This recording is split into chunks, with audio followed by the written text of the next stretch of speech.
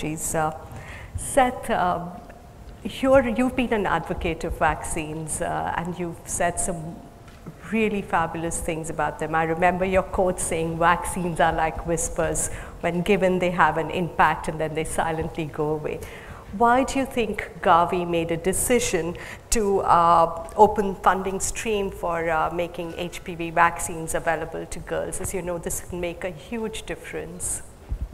So thank you, Anjali. And if we look at what's happened in terms of equity, 2006 these vaccines became available. They're actually used in 43 countries. Only 3 of those are in low-income countries. And if you actually map the world of incidence of disease versus who's getting the vaccine, they're almost the exact opposites.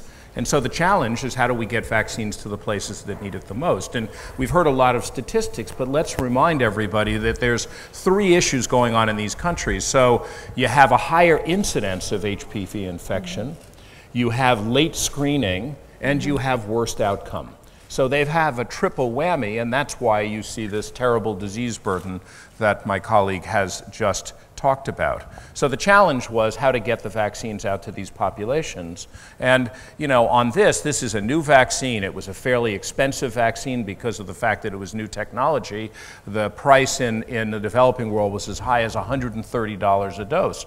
But these companies want to form partnerships and make sure to get these vaccines out. And so we were able to, in working with Merck and GSK, be able to announce a couple of weeks ago, actually, a new pricing of $4.50 a dose in the Gavi-eligible countries, which are the 73 countries who have the lowest income countries with a per capita income of under $1,550.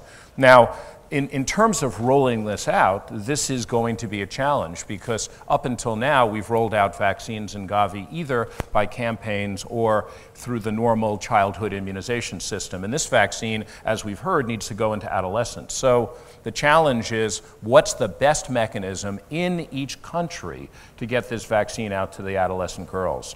Is it through schools? Is it through campaigns? If it is through schools, how do we make sure we reach the girls perhaps that are at highest risk who may not be in school? And so the way we've begun is to say that there should be demonstration projects where countries pick a couple of districts, perhaps an urban and a rural, and they scale up in those districts with Gavi support and evaluate the different mechanisms so they can show how much coverage they have. And then based on those results, they should go global. And when we put out a call for this, we had really amazing demand. We had 12 applications immediately. We expect another 14 or 15. And countries really understand the importance of this, as the First Lady has already said. And one of the things she didn't mention is the issue of co-infection with HIV and HPV and how that increases the disease burden and also increases the infection rate. So this is a huge problem. Already we have, Rwanda has taken the vaccine forward with a donation.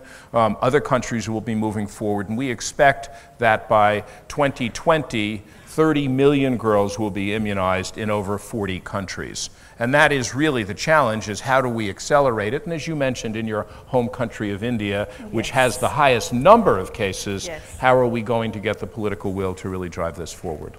Absolutely.